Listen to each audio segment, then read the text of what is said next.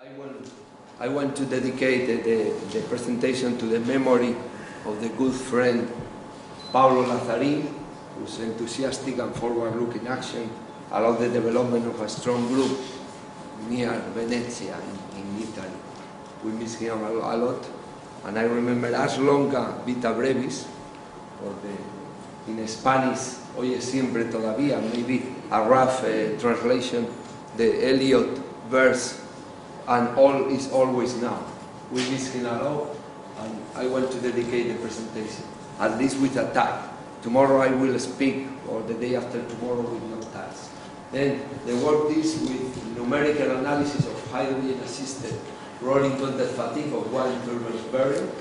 This is the logo of my university, with the castle, the lion and the bishop. This is the oldest university in Spain. Next year we have the 797, like a jumbo jet, anniversary of the University of Salamanca. We are approaching 800 years, and the Spanish Conference of Fracture will be here in Salamanca, or between Salamanca and Zamora, maybe in April, maybe later. The co-authors are Víctor Cari, Miguel Lorenzo and Diego Vergara, the departments of materials engineering of this university, University of Salamanca. I am going to divide my presentation into 5 parts: introduction, problem statement, mechanical analysis, hydrogen diffusion, and conclusions. Let's go to the first part, the introduction.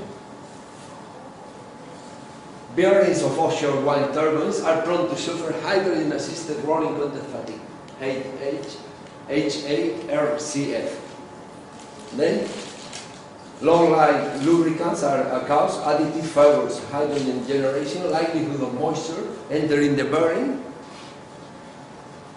salty environment with the probability of hydrogen penetration, and there is no scientific reference related to bearing failure in harsh environment.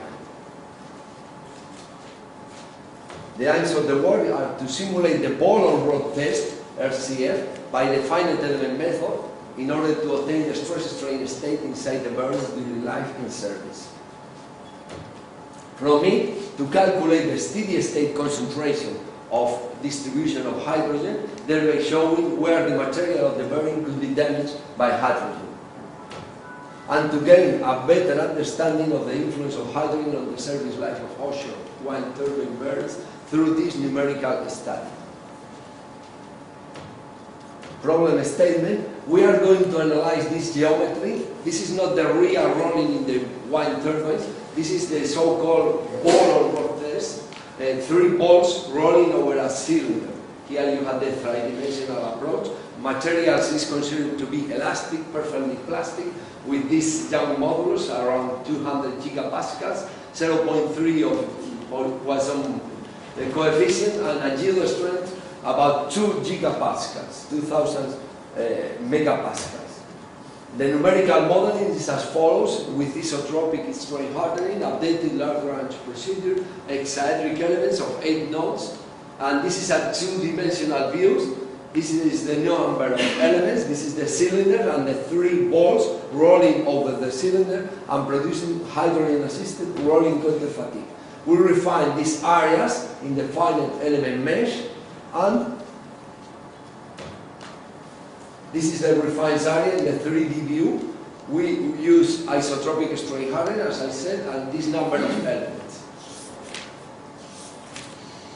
These are the equation. This is the general equation for hydrogen diffusion assisted by stress and strain. According to this equation, this is hydrogen diffusion flux. Hydrogen goes to the points of lower concentration, that is, it is driven by the negative gradient of concentration, and here the diffusion coefficient of hydrogen appears, and it is also driven by the stress gradient, positive stress gradient of stress, hydrostatic stress. Hydrogen goes from the place where there is not enough place to the place where there is enough place for hydrogen according to the thermodynamic equilibrium. And here we have the third term. Hydrogen is also driven by the gradient of solubility, and through it is dependent on the plastic strain in the sample.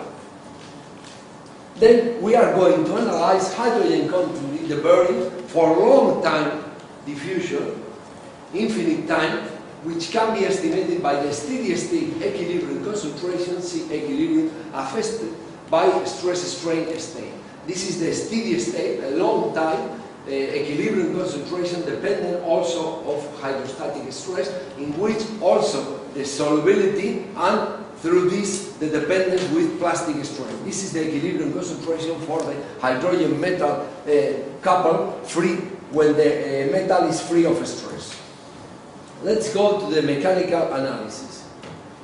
This is the distribution of von Mises stress in the bearing, in the cylinder, and here we have a concentration just at the boundary in the contact area with the balls. I missed the remote control. Localized at the contacting zones, 0 degrees, this is theta is the angle, and 120 degrees and 240 degrees. 3 main planes, the contact planes, progressively vanishes with depth and angular coordinate, you see. And maximum stress at contact zone at a depth of 165 micrometers depth. This is the von Mises stress. With regard to the radial distribution, we have localized over a plastic zone spreading about 350 micrometers. Outside of contact plane, there is no plasticity. Plastic zone is located just at the contact area. There is no plasticity outside. And with regard to the circumferential distribution, we have a slight local maximum close to 0 degrees contact section, and this effect is progressively vanished with depth x. You see, as the depth increases, the plastic string decreases. It slowly increases with the angle, the angular coordinate, maximum value at 45 degrees with regard to the contact plane. With regard to the hydrostatic stress, this is the radial distribution. Compressive hydrostatic stress distribution in radial direction. It progressively vanishes with depth, and 1 micrometer, 1 millimeter reaches the value 0. And with regard to the circumferential distribution, we have a local distribution at the contact plane. Compressive value, the maximum is in the contact plane, but we have compressions. That's very good from the hydrogen-assisted damage point of view. A maximum hydrostatic stress is located at this area with compressive value. In deeper points, higher than 350 micrometers, we have homogeneous distribution. With regard to hydrogen diffusion, this is the radial distribution. Here we plot the equilibrium concentration for a long time, divided by the concentration of the hydrogen metal in the metal free of stress versus the radius.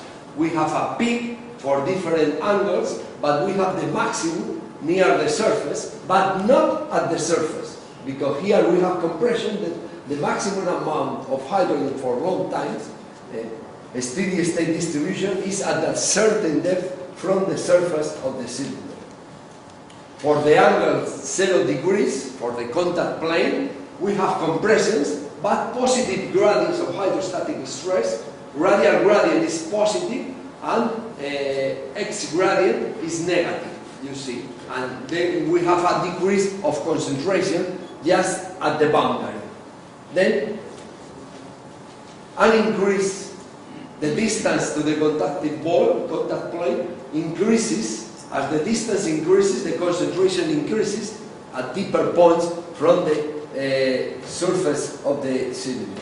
With regard to the circumferential distribution, we have higher amount out of the contact plane. This is the contact plane. We have a minimum just at the contact. Then hydrogen is expulsed from this area, and this is the maximum equilibrium concentration out of the plastic zone at a relative depth of 260 micrometers at an angle of 20 degrees from the contact plane.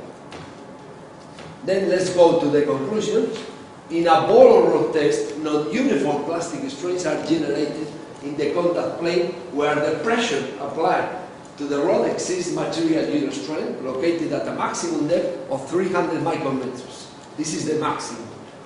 An elevated compressive stress appears in the vicinity of the rod surface. It is progressively reduced as the distance from such a surface increases in both radial and circumferential directions.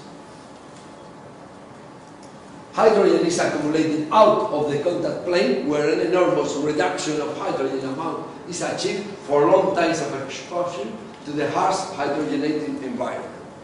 Then a final, a meta-conclusion, an epilogue. The maximum concentration of hydrogen appears in planes with a circumferential coordinate of, roughly speaking, 20 degrees from the contact plane, the 0-degree plane, and at a depth of about 250 micrometers from the surface of the cylinder. It's subsurface damage. And that's all. Thank you very much for your kind attention.